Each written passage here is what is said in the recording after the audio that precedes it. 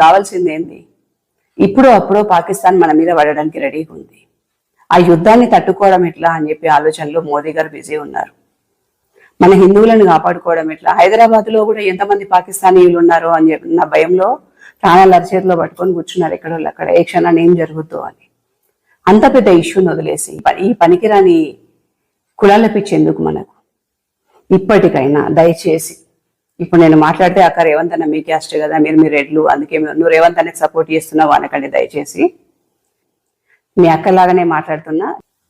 ఇప్పుడు మనం చేయాల్సిన యుద్ధం పాకిస్తాన్తోని. ఆ ఇష్యూ నుండి ఫస్ట్ మనం బయటపడాలా. ఇప్పటికే కులాలు కులాలు కులాలు కులాలని కొట్టుక చేస్తున్నాం.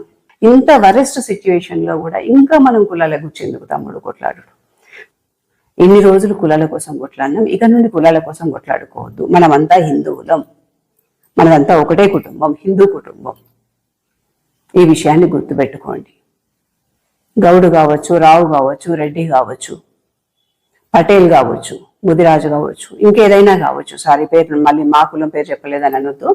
ఇంకేదైనా కావచ్చు, పేరు చివరి తోకలు ఏమున్నా కూడా ఆ తోకల్ని వినట్టు వదిలేయండి. మనమంతా హిందువులం, హిందూ బంధువులం.